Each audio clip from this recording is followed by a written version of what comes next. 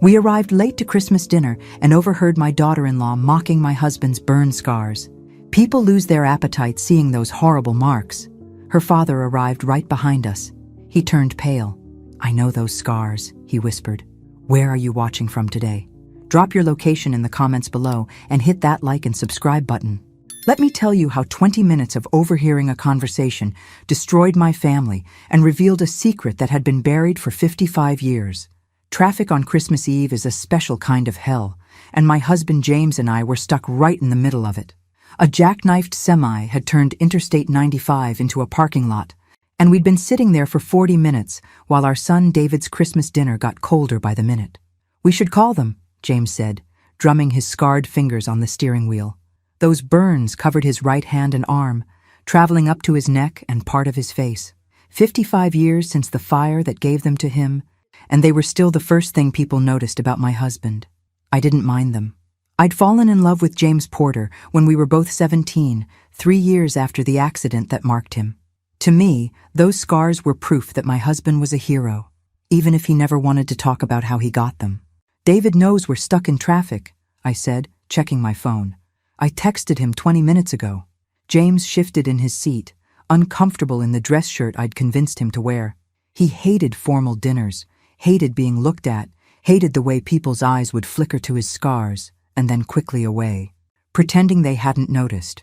Our daughter-in-law Ashley had never been good at pretending. The traffic finally started moving at 6:30. We were supposed to have arrived at 5. David and Ashley's house in the suburbs was beautiful. All colonial architecture and manicured lawns, the kind of place that screamed success. Our son had done well for himself as a corporate lawyer, married a beautiful woman, given us 2 grandchildren. But something had been off lately. David seemed tired whenever we visited, worn down, and Ashley had been making comments, little digs that she probably thought were jokes, about James's appearance, about his reluctance to take family photos, about how he always wore long sleeves, even in summer.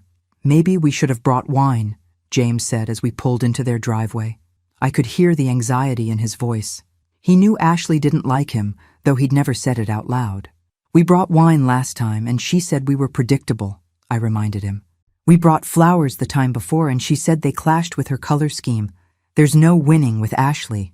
We walked up to the front door, and that's when I heard it. The window next to the door was cracked open, probably to let out cooking smells, and Ashley's voice carried clearly into the cold December air. "I still can't believe you expect me to seat him at the head of the table. People lose their appetite seeing those horrible marks.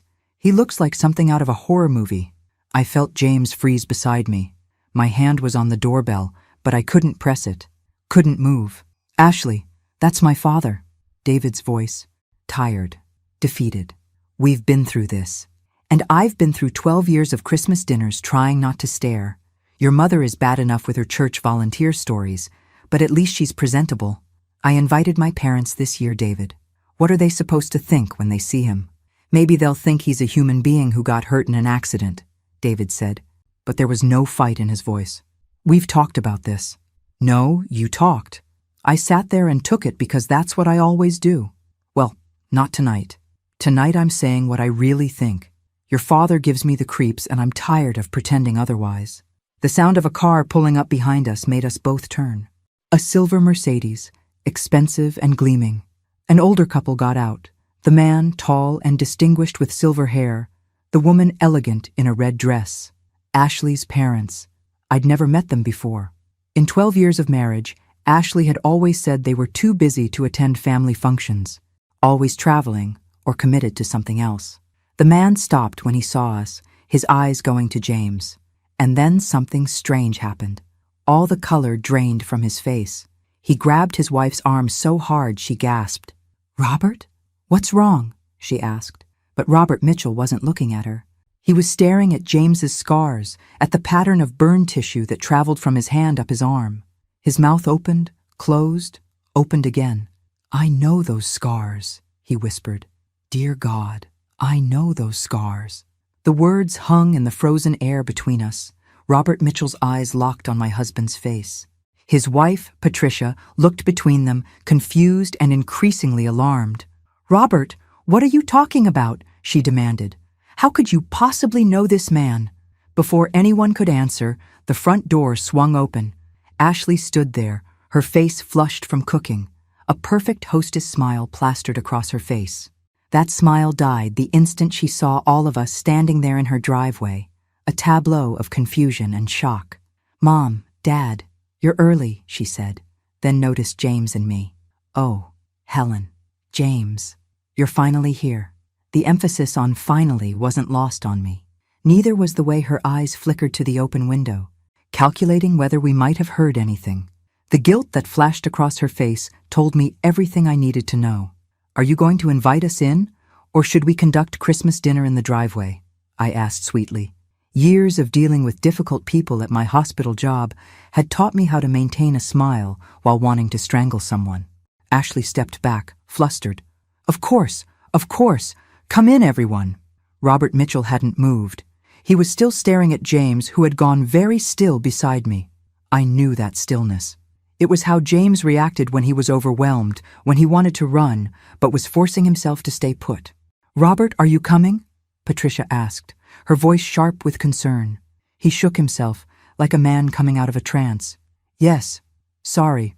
I thought I recognized something." But his eyes kept returning to James as we all filed into the house. David appeared from the kitchen, wearing an apron that said "Grill Master" that Ashley had probably bought him. Our son looked exhausted, the kind of tired that comes from more than just a long day at work. When he saw his father, his face brightened genuinely for the first time. "Dad, Mom, I'm so glad you made it." He hugged us both, and I felt him hold on to James a little longer than usual. Traffic was awful. "Right? Complete nightmare," James confirmed, his voice steady despite what we'd just heard. "Sorry we're late." Ashley was making introductions, her voice bright and fake. "David, these are my parents, Robert and Patricia Mitchell. Mom, Dad, this is David's father James and his mother Helen. We've heard so much about you," Patricia said graciously, extending her hand. She was clearly the social one in the relationship. "Ashley talks about David's family constantly." "I just bet she does," I thought, shaking her hand. "All good things, I hope." Robert finally stepped forward, still looking shaken. He extended his hand to James, and I watched my husband hesitate before taking it. The moment their hands connected, Robert's grip tightened. "Where did you get those scars?" he asked abruptly. Patricia gasped at his rudeness, and Ashley's face went pale. "Dad, that's not appropriate," she said quickly. "Let's all go sit down. Dinner's almost ready." But Robert wasn't letting go of James's hand. "Please, I need to know. Where did you get them?" James's jaw tightened. I knew he was about to pull away, to retreat into himself the way he always did when people asked about the scars. But something in Robert's face stopped him. The older man wasn't asking out of morbid curiosity. He was asking like his life depended on the answer. "A fire," James said quietly. "I was 15. It was a long time ago." "Where?" Robert pressed. "What kind of fire?" "Dad, seriously," Ashley interjected, her voice rising. "This is completely inappropriate." "Ashley, stop." Robert's voice cracked like a whip. I'd never heard him speak before, but clearly this was a man used to being obeyed. He turned back to James. "Was it an apartment building? In Philadelphia? August 1970? The room went utterly silent. Even the Christmas music playing softly in the background seemed to fade away. James's face had gone white. "How did you know that?" he whispered. Robert's eyes filled with tears. "Because I was there. You pulled me out. You saved my life."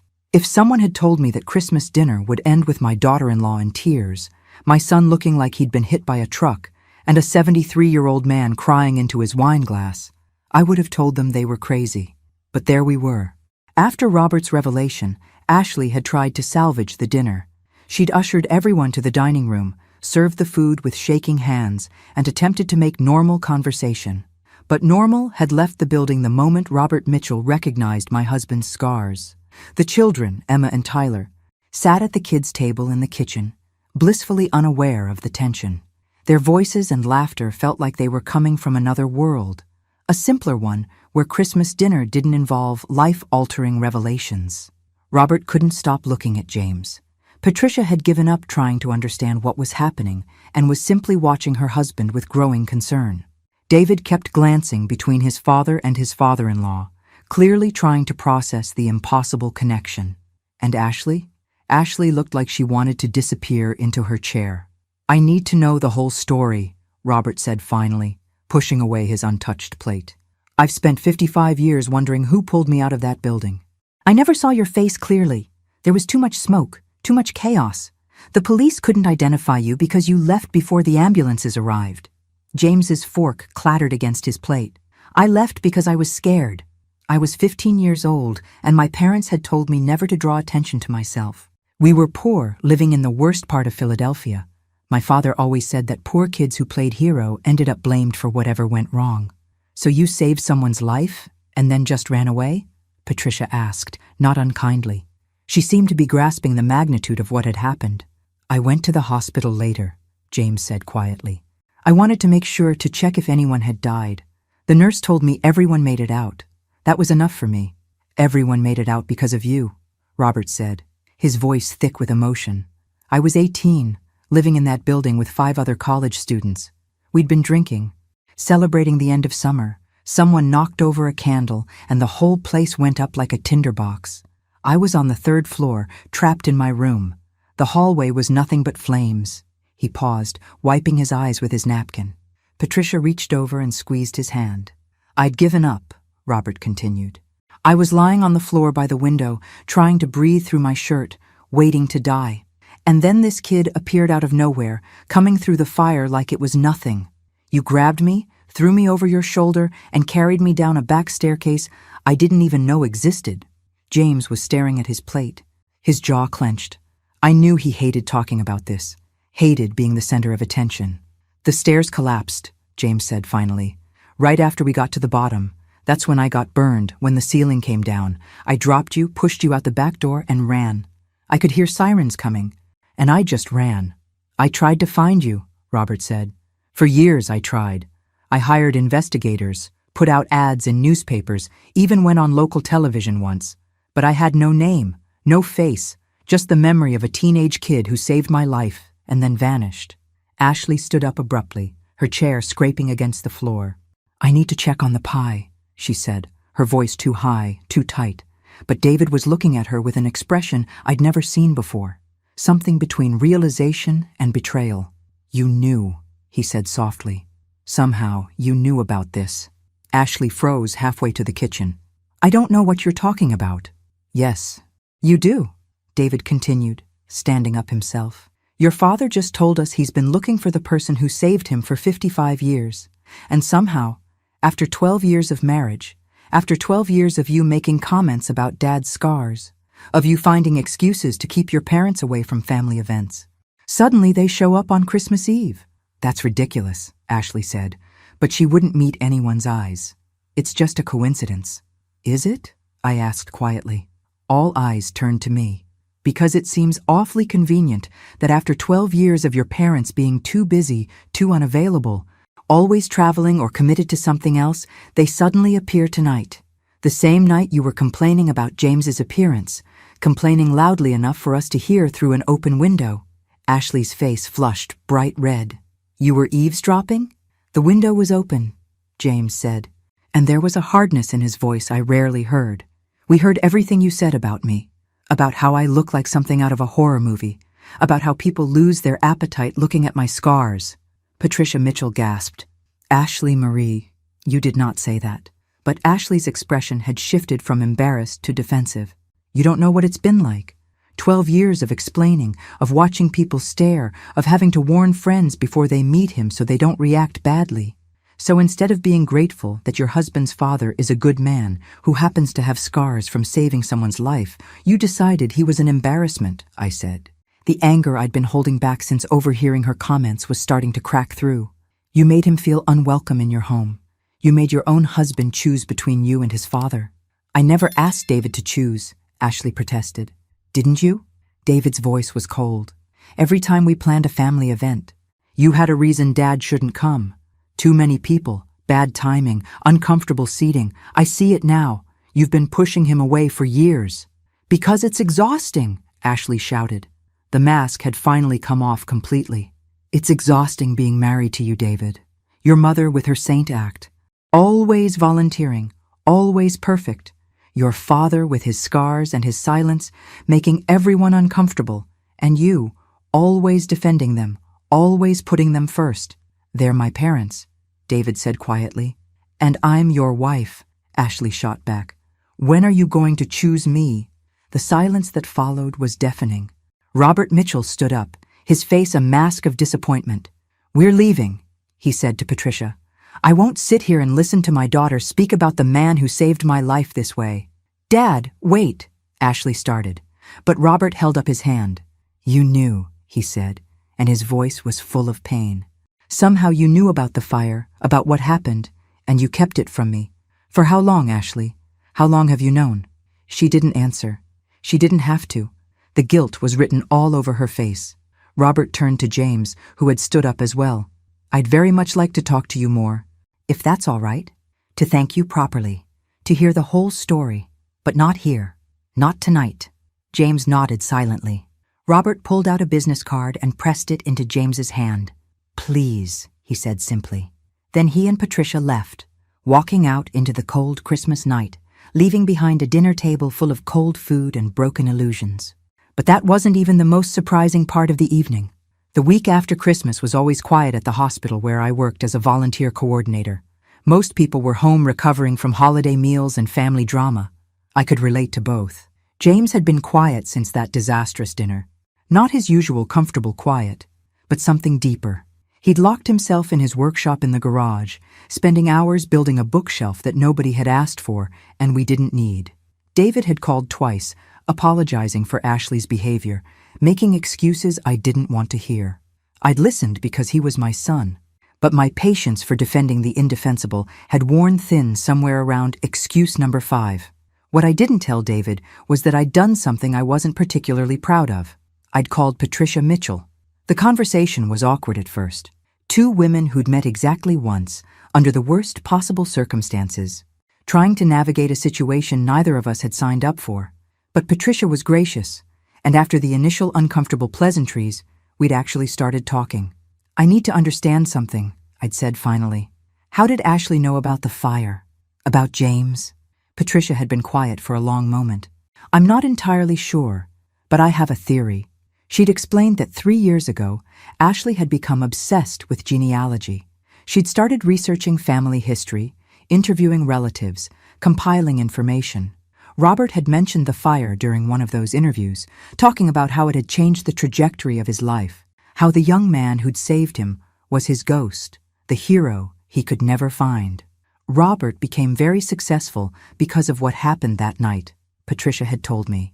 He'd been a mediocre student, partying too much, wasting his parents' money. The fire made him realize how precious life was. He went on to build a very successful investment firm. He spent decades doing charitable work, funding fire safety programs, helping burn victims, all because of what your husband did. And Ashley knew this? I think she figured it out somehow. Robert described the burns, their pattern, and she'd seen James's scars. She must have put it together. And instead of telling her father, she kept it secret, I said, the pieces falling into place. Because she knew her father would want to meet James, would want to thank him, and she'd spent years convincing David to keep his father at a distance. I'm so sorry, Patricia had said. If I'd known, if Robert had known, we would have come forward years ago. Now, sitting in my office at the hospital, I couldn't stop thinking about Ashley's choice. She'd known that her father had been searching for James for 55 years. She'd known how much it would mean to Robert to finally express his gratitude. And she'd kept silent because her vanity, her embarrassment over James's appearance, mattered more than her father's peace of mind. My phone buzzed. A text from David. Can we talk? Not about the dinner. Something else. Something I found. I called him immediately. What's wrong? I've been going through Ashley's things, David said, and he sounded wrecked. Not snooping exactly. She asked me to find her passport for a work trip, but I found something else. A folder labeled Robert's Hero. My blood ran cold. What was in it? Everything, Mom. Newspaper articles about the fire, hospital records, Robert's interview notes from when he was trying to find Dad. There's even a private investigator's report from 2 years ago. She paid someone to confirm that Dad was the person from the fire. 2 years. Ashley had known for 2 years and kept silent. "David," I said carefully, "what are you going to do?" He let out a long breath. "I don't know. I thought I knew my wife.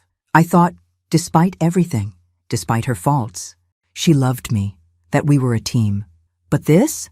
This is something else entirely. Have you confronted her?" "Not yet. She's been staying at her sister's house since Christmas. Says she needs space to think. I gave it to her because I thought maybe we were both overreacting. Maybe it was just holiday stress. But this folder, Mom, this changes everything." We talked for a few more minutes before David had to go to a meeting. I sat in my office, staring at the wall, trying to process everything. My phone rang again. Robert Mitchell. "Helen, I hope it's all right that I'm calling. Patricia gave me your number." "Of course," I said. "How are you?" "Confused, angry, grateful." He paused. "I need to see James again, to talk properly. I know Christmas dinner was a disaster, but I've waited 55 years for this. I can't let my daughter's terrible behavior rob me of the chance to know the man who saved my life. I'll talk to James," I promised. "He's been processing everything. It's a lot for him." "I understand. But Helen, there's something else you should know." Robert's voice dropped. "I did some investigating after Christmas. I have resources, contacts. I wanted to understand why Ashley kept this secret." "And did you find anything?" "Yes," he said grimly. "And you're not going to like it." The coffee shop Robert Mitchell had chosen for our meeting was quiet, upscale, the kind of place where conversations were private and the coffee cost more than it should. James had initially refused to come, but I'd finally convinced him by pointing out that the man deserved closure after 55 years. Robert was already there when we arrived, sitting in a corner booth with 2 thick folders in front of him. He stood when he saw us, and for a moment, the 2 men just looked at each other. Then Robert extended his hand, and this time, James took it without hesitation. "Thank you for coming," Robert said. "I know this is all very strange." "That's one word for it," James replied, but there was no hostility in his voice, just wariness. We ordered coffee, and for a few minutes we made small talk. The weather, the traffic, anything to avoid the elephant in the room. Finally, Robert pushed one of the folders toward us. "I need to show you something," he said. "I hired a private investigator after Christmas, not to look into you, James, into Ashley." James and I exchanged glances. "Why?" I asked. "Because I needed to understand why my daughter would keep something this important from me. Why she'd let me spend years searching for someone when she knew exactly where he was." Robert's jaw tightened. "What I found is worse than I imagined." He opened the folder. Inside were printed emails, text messages, bank statements. The documentation was extensive and damning. "Ashley knew about James 2 years ago," Robert began. "She hired a private investigator to confirm his identity after I mentioned the fire during one of her genealogy interviews. The investigator found James relatively easily. There aren't that many men in their 70s with that specific pattern of burn scars in this area." "So she's known for 2 years," James said quietly, "and never told you." "That's not all." Robert pulled out a series of emails. "These are between Ashley and a family therapist. She'd been going to counseling, not couples therapy with David, but individual sessions. She'd told the therapist about the situation, about knowing her father was looking for James, about her embarrassment over James's scars." I started reading the printed emails. My hands began to shake. In them, Ashley described a plan, a deliberate, calculated plan to separate David from his parents. She'd written about how she needed to phase out her in-laws, especially James, because their presence made her uncomfortable. She'd strategized about how to create distance, how to make David choose between his wife and his father without making it obvious. "This email is from 18 months ago," Robert said, pointing to one near the bottom of the stack. "She's discussing how to handle the situation if I ever found James on my own. Her plan was to claim coincidence, to act surprised, and to then use the situation to finally convince David to cut contact with his father completely." "How would that work?" James asked, his voice hollow. "She believed that if I met you and wanted to form a relationship, it would create awkwardness and pressure. She could use that pressure to convince David that it was too complicated, too weird, that it would be better for everyone if your family just backed away." Robert's face was gray with shame. My daughter planned to use my gratitude as a weapon to isolate your son from you. I felt sick. This wasn't just family drama or a daughter-in-law with boundary issues. This was calculated psychological manipulation. There's more, Robert said, and his voice broke slightly. These bank statements show that Ashley withdrew $15,000 from our family trust 2 years ago. The stated purpose was home renovations, but David told me they didn't do any renovations that year. Then what was the money for? I asked, though I had a terrible feeling I already knew. I believe she paid the private investigator much more than the initial fee to keep quiet, to not only find James, but to ensure the information never reached me. She bought his silence. James had gone very still beside me. Why would she go to such lengths? Robert met his eyes. Because you embarrass her.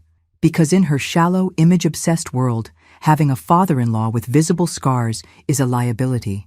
And because she knew that if I ever met you, I'd want you in my life. I'd want to honor you, to include you in family events, to make up for 55 years of missed gratitude. And that would make you impossible to hide. The coffee shop suddenly felt too small, too warm. I needed air, but I couldn't move. I'm sorry, Robert said, and he was crying now, tears rolling down his distinguished face. I'm sorry my daughter is the person who would do this. I'm sorry that my gratitude, my search, somehow became ammunition she could use against your family. James reached across the table and did something I never expected. He put his scarred hand over Robert's. It's not your fault, James said quietly. You couldn't have known. But I should have, Robert insisted. I should have seen what kind of person she was becoming. Patricia tried to tell me that Ashley was too focused on appearances, too concerned with image over substance. I thought she was being too hard on our daughter. I was wrong. We sat in silence for a moment. Then James asked the question I'd been afraid to voice. What are you going to do with this information? Robert wiped his eyes.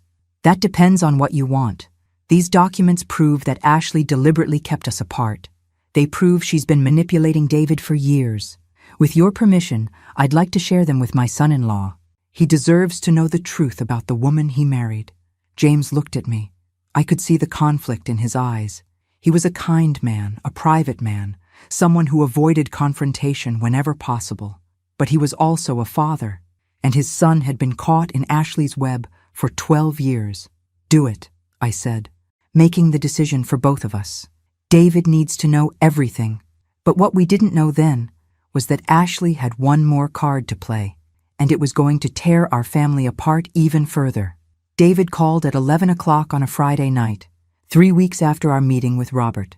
James was already asleep, but I was up reading, unable to settle my mind. The phone's ring made me jump. Mom! His voice was rough, like he'd been crying. I need you to come over, now, please. What's wrong? Are the kids okay? The kids are fine. They're at Ashley's sister's house. It's Ashley. Just please come.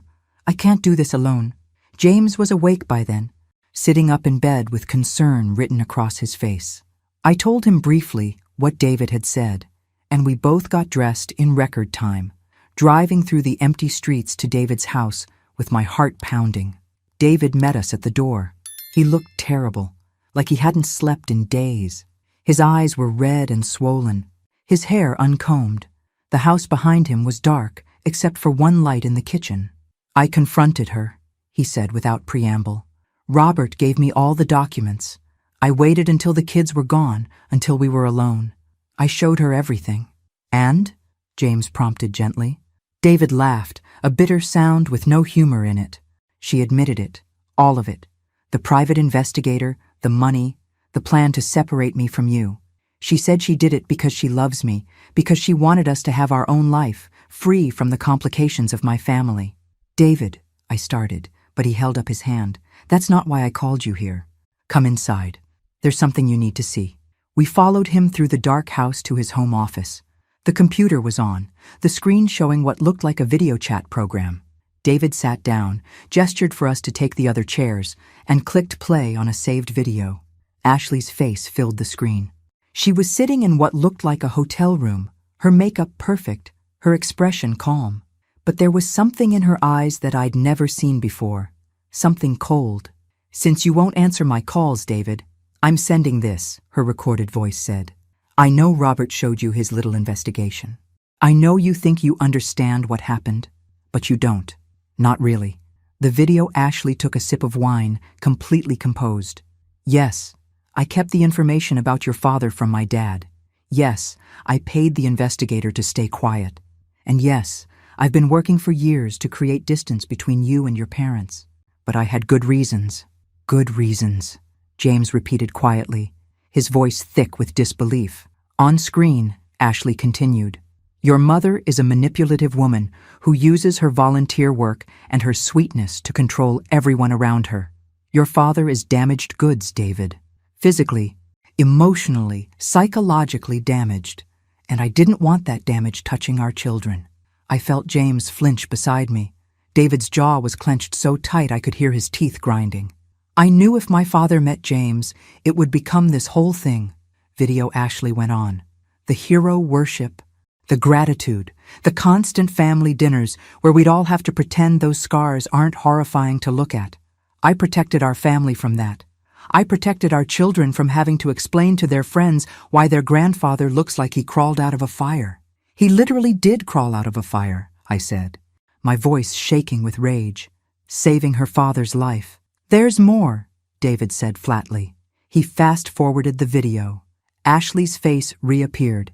And if you think this is going to end with you choosing them over me, you're wrong, because I have something you need to see.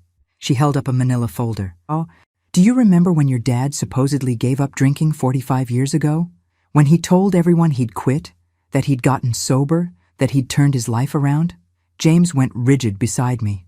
David, turn it off. Dad, she's lying. Whatever she's about to say, she's lying. But Ashley was still talking on the screen. I found medical records, hospital admissions. Your father wasn't just drinking 45 years ago. He was hospitalized 3 times for alcohol poisoning. And Helen covered it up. She lied to you, told you he had the flu, that he was working late, anything to hide the truth. I felt the blood drain from my face. It was true. All of it was true. 45 years ago, James had hit rock bottom with his drinking. It had been the darkest period of our marriage, months of hospital visits and lies and desperate prayers that he'd survive. But he had survived.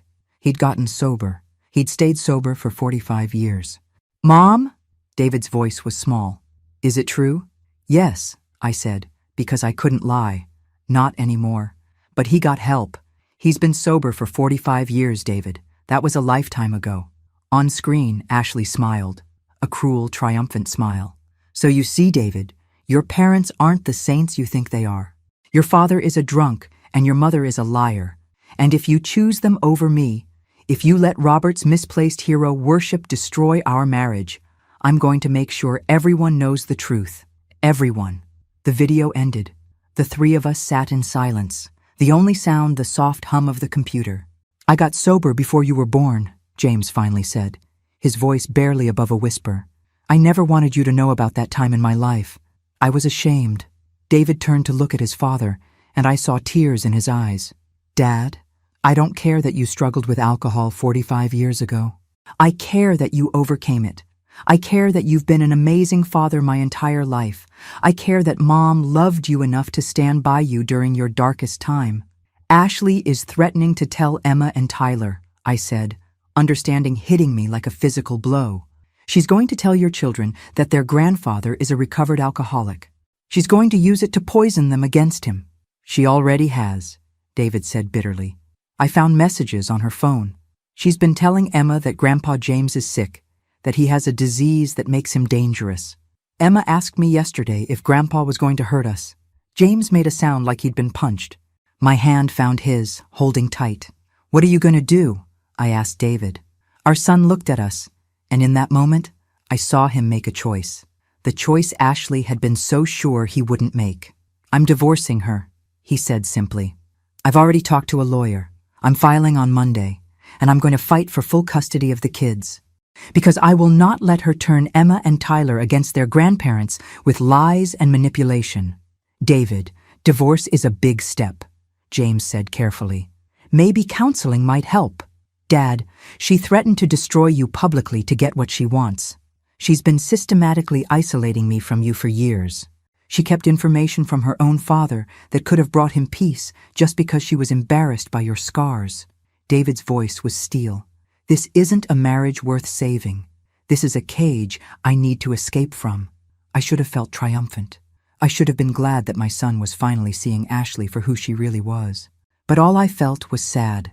Sad that it had come to this. Sad that my grandchildren were going to go through their parents' divorce.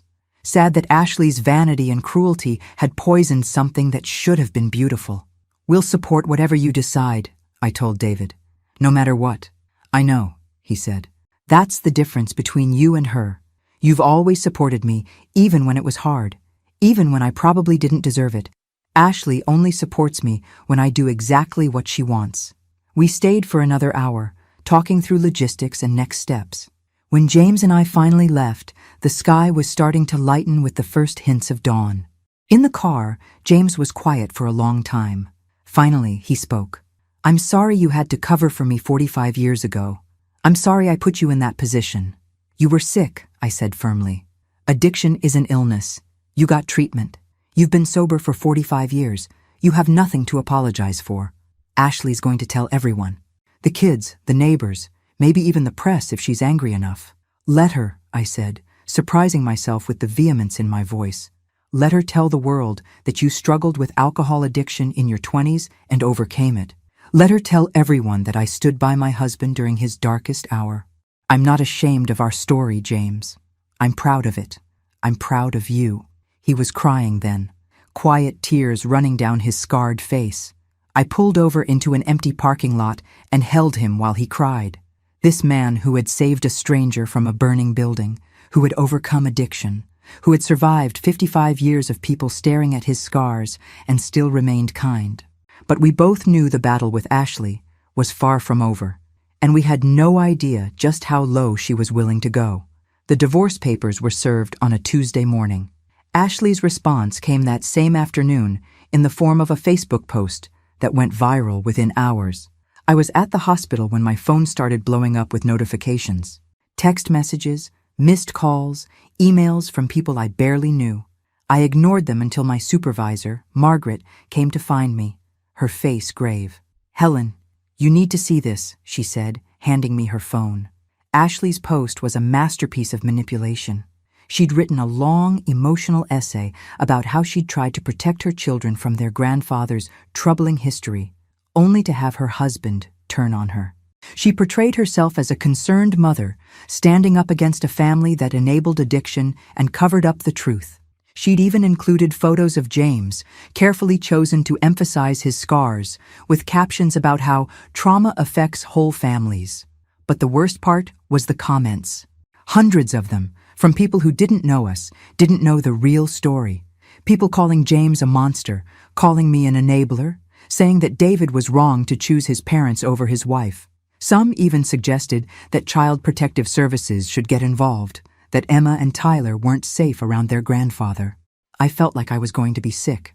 The hospital board is going to see this, Margaret said gently.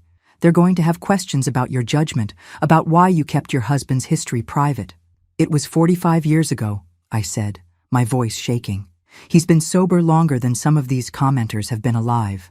I know. But perception matters, especially in a hospital setting, especially when it goes viral. She squeezed my shoulder. I'm on your side, Helen. But you need to be prepared for this to get worse before it gets better. She was right. By that evening, the post had been shared thousands of times. A local news station had picked it up, running a segment on family dysfunction that featured Ashley's post prominently. They'd even sent a reporter to our house, though James had refused to answer the door. David was beside himself when he called that night. I'm getting calls from everyone. My boss, my colleagues, clients. Ashley's post is making me look like I'm choosing an alcoholic parent over my children's safety. Have you talked to your lawyer? James asked. He was sitting very still on the couch, his face expressionless.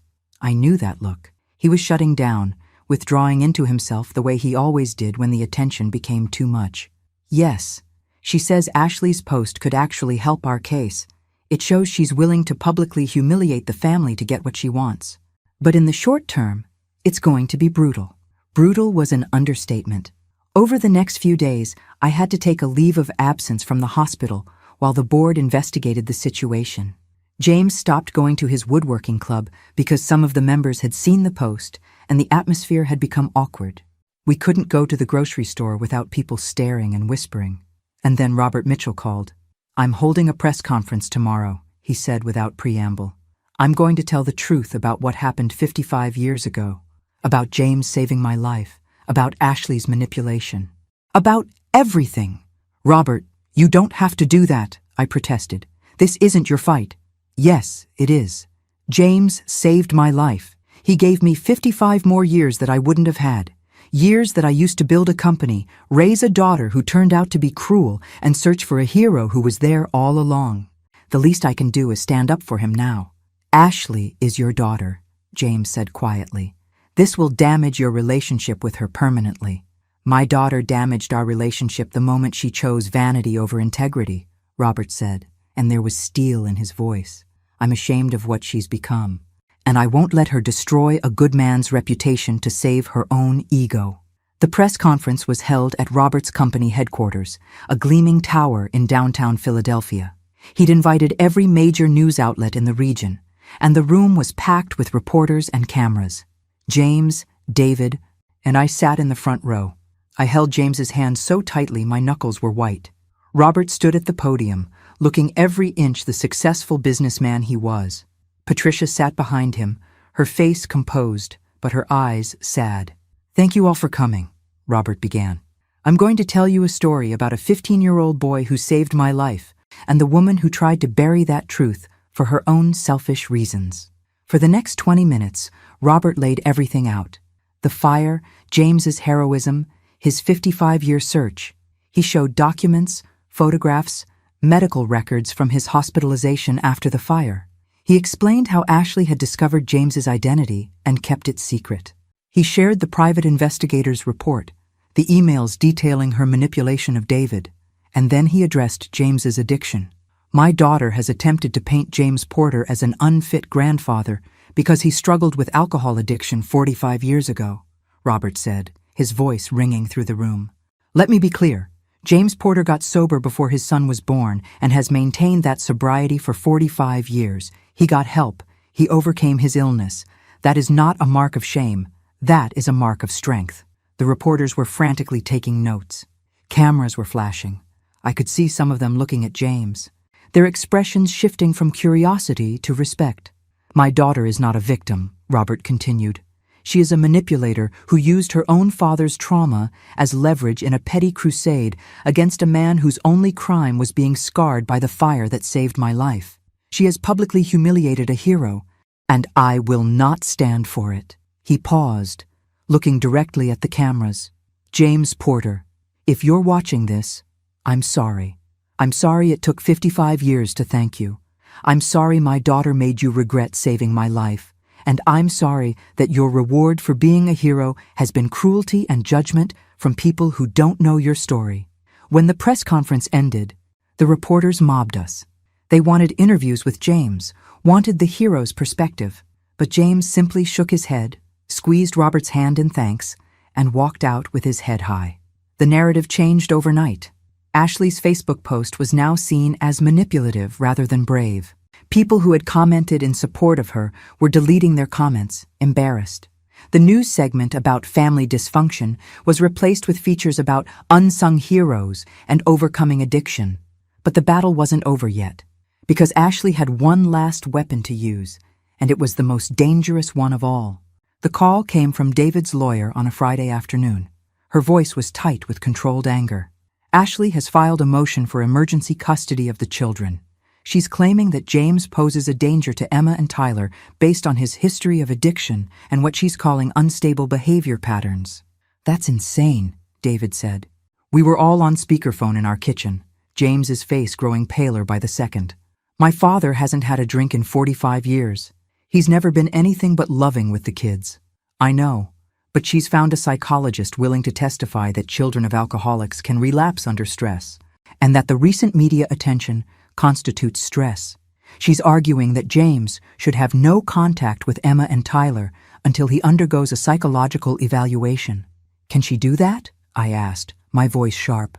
She can try. The hearing is Monday. We'll need character witnesses, documentation of James's sobriety, maybe a statement from his AA sponsor if he has one. James stood up abruptly and walked out of the kitchen. I heard the back door open and close. I'll get you everything you need, David promised the lawyer. After he hung up, he looked at me with devastated eyes. Mom, I'm so sorry. I never thought she'd go this far. She's desperate, I said, trying to sound calmer than I felt. Robert's press conference turned public opinion against her. This is her last play. I found James in the backyard, sitting on the bench we'd placed under the old oak tree. He was staring at his hands, those scarred, capable hands that had saved a life and built a family and never raised in anger. She's going to win, he said flatly. Some judge is going to look at me, look at my record, and decide I'm too dangerous to be around my own grandchildren. No, I said firmly, sitting beside him. That's not going to happen. We have 45 years of sobriety. We have character witnesses. We have Robert Mitchell ready to testify about your character. Helen, look at me. He turned to face me, and I saw the defeat in his eyes. I'm a 70-year-old man with burn scars and a history of alcoholism. Ashley is a pretty young mother claiming she's protecting her children. Who do you think people will believe? The truth, I said. People will believe the truth. But I wasn't as certain as I sounded. The weekend before the hearing was the longest of my life. David's lawyer worked around the clock gathering evidence. Robert offered to testify. James's former AA sponsor, a man named Carl, who'd become a good friend over the years, agreed to come. David compiled photo albums and videos showing James with the children, proof of their loving relationship. But none of us could shake the feeling that we were fighting an uphill battle. Sunday night, I couldn't sleep.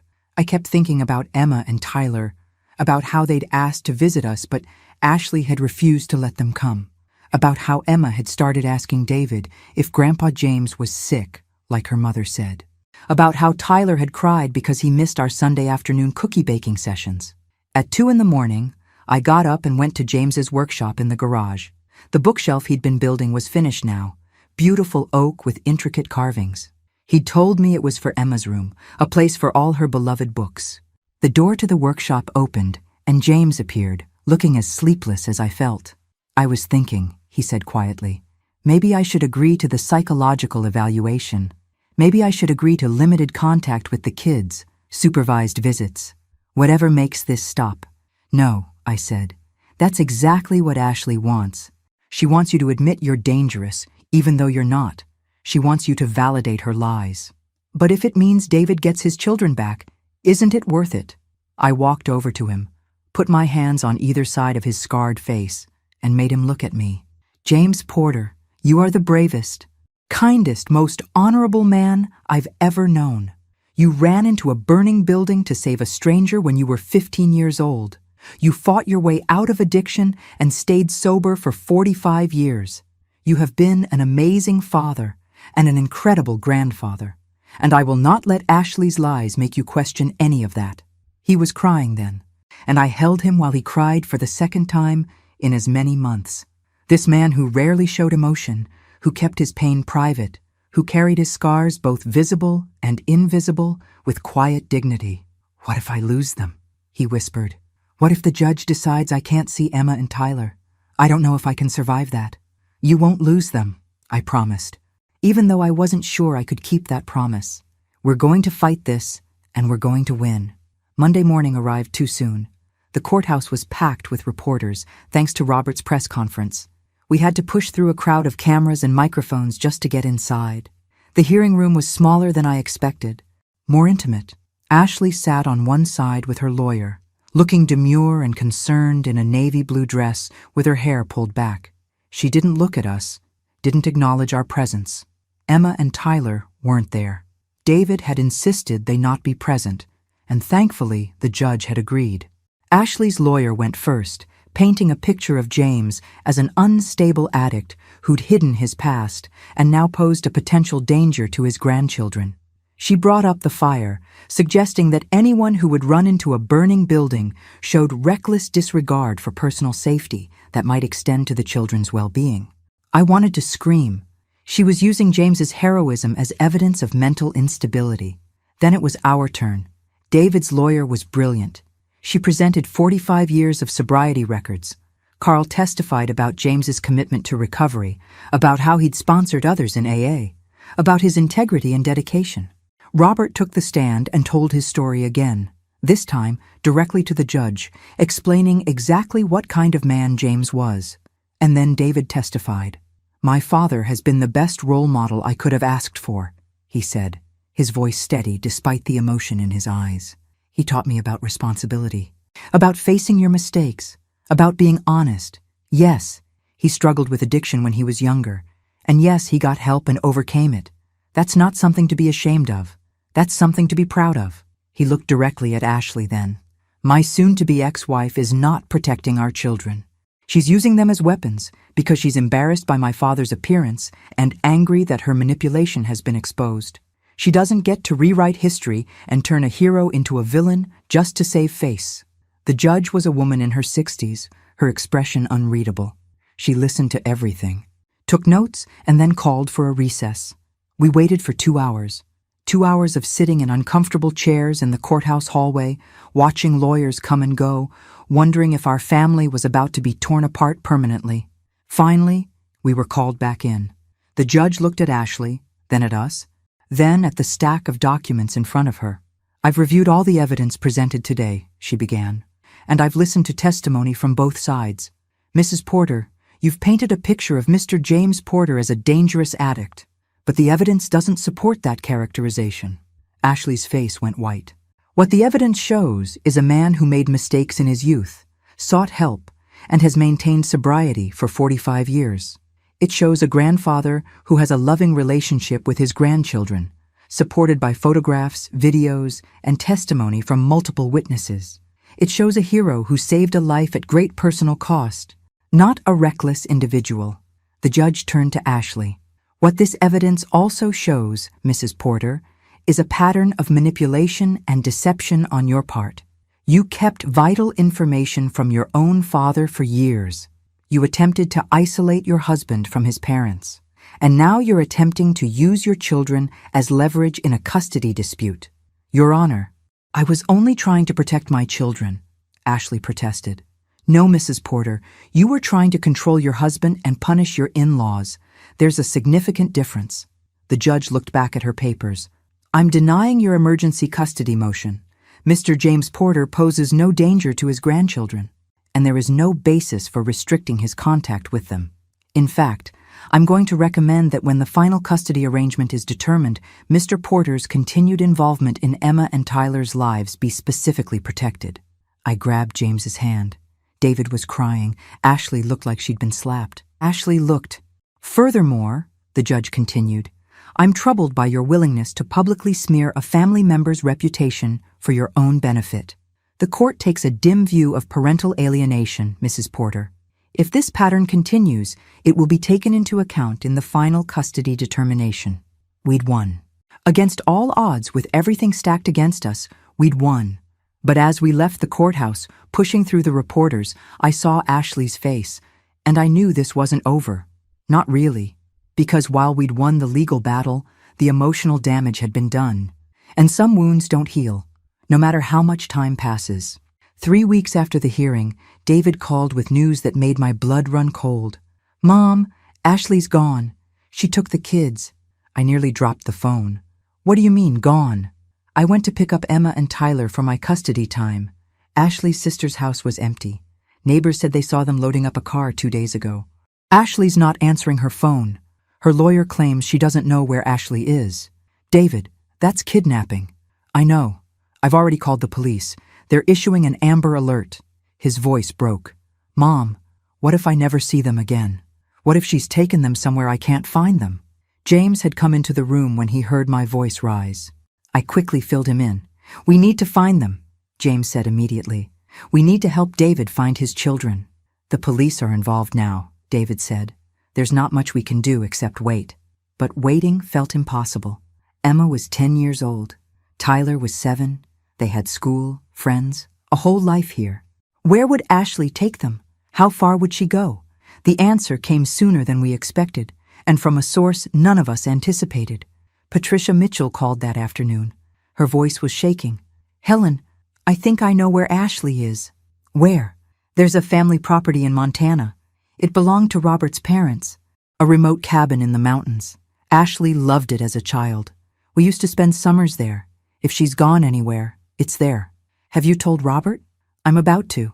But Helen, there's something else you need to know. Something I found in Ashley's old room when I was looking for clues about where she might have gone." I waited, my heart pounding.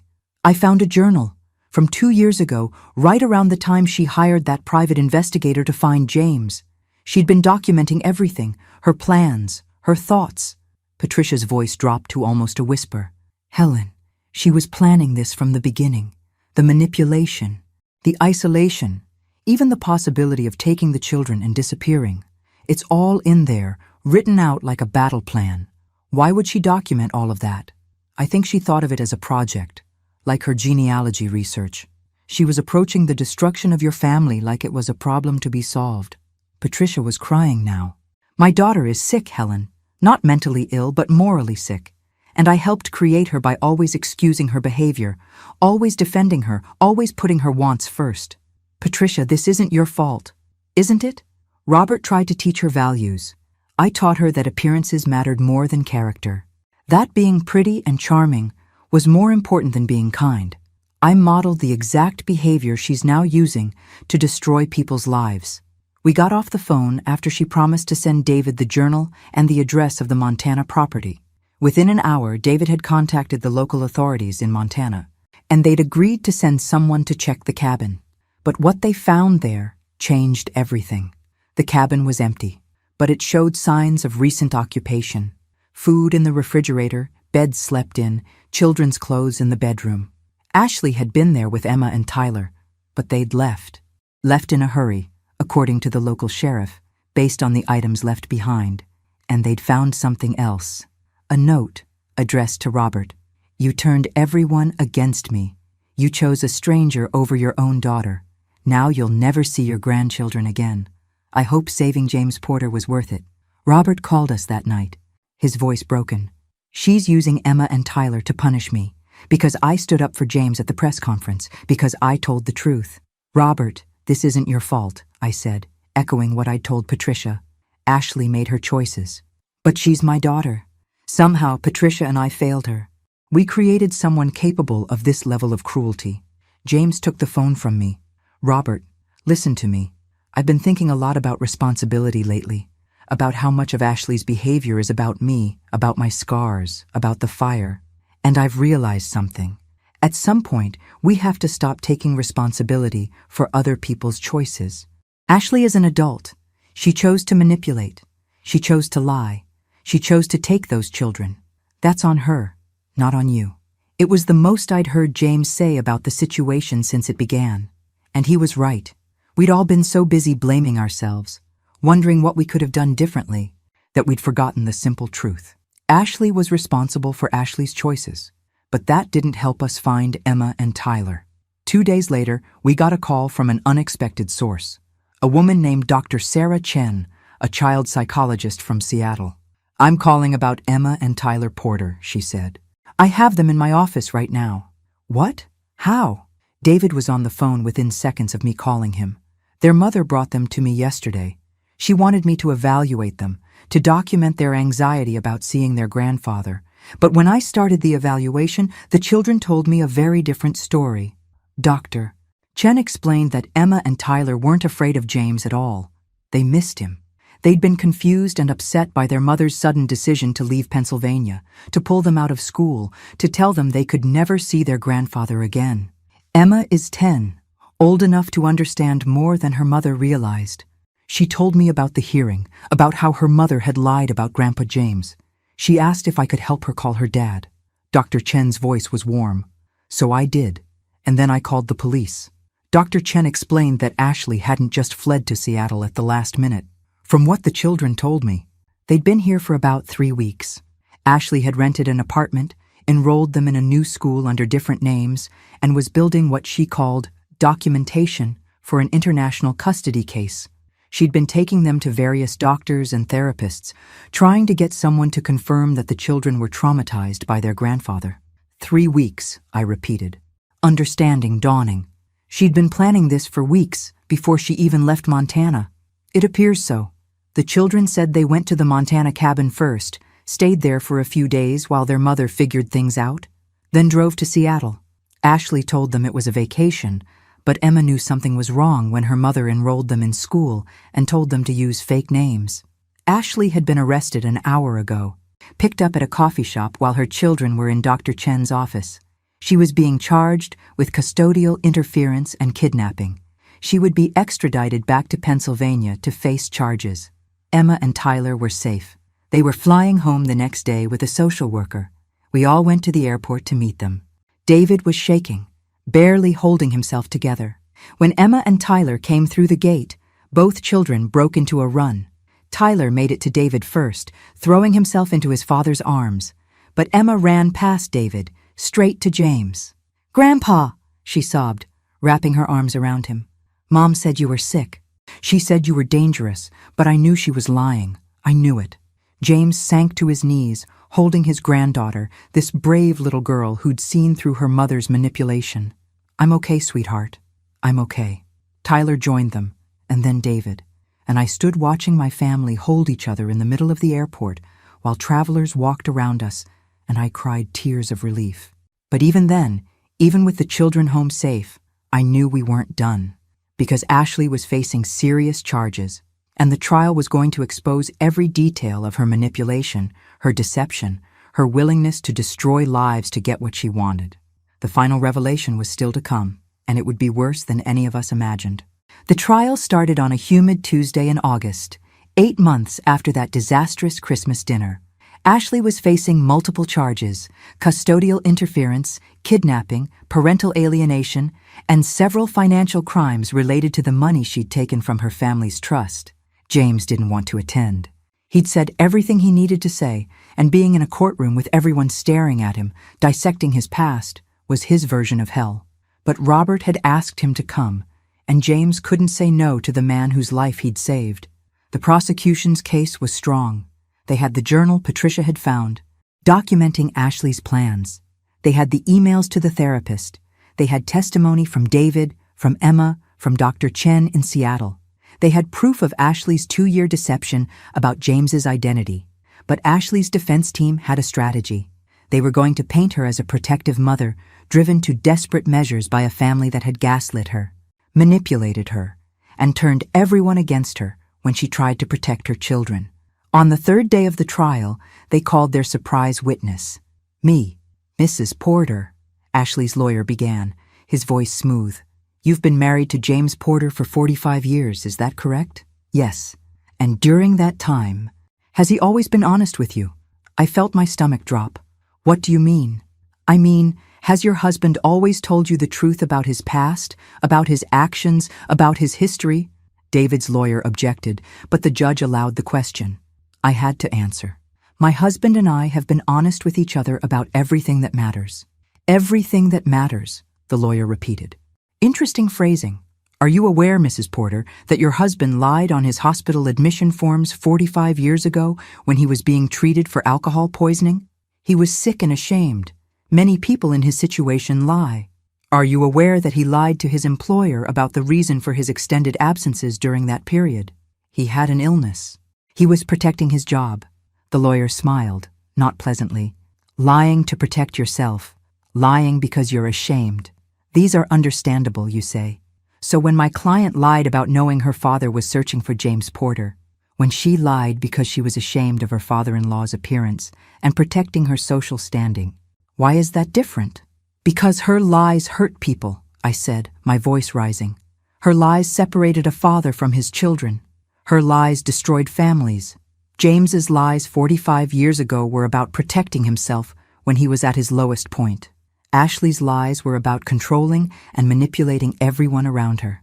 "Or," the lawyer countered, "Ashley's lies were about protecting her family from what she perceived as an unstable influence." He pulled out a document and presented it to the judge. "This is a psychiatric evaluation of James Porter from 46 years ago, before he went to rehab. It describes severe depression, anxiety, and what the doctor called unresolved trauma from his burn injuries. James had gone very still beside me. I'd known about the depression, had lived through it with him, but seeing it weaponized like this, used to paint him as unstable, was unbearable. My client, Ashley's lawyer continued, was aware of this history. She knew that her father-in-law had struggled not just with alcoholism, but with mental health issues. She made a judgment call about what was best for her children. Was she perfect? No. Did she handle it well? Perhaps not. But was she malicious? Or was she simply a mother trying to protect her family the best way she knew how? It was a brilliant defense. Twisted, dishonest, but brilliant. He was reframing Ashley's cruelty as misguided protection. The prosecution countered with the journal, with Ashley's own words planning the elimination of James from David's life. They showed the emails where she'd laughed about manipulating David. They presented testimony from Emma, who bravely told the court how her mother had lied to her, scared her, used her as a weapon against her father and grandfather. But the damage was done.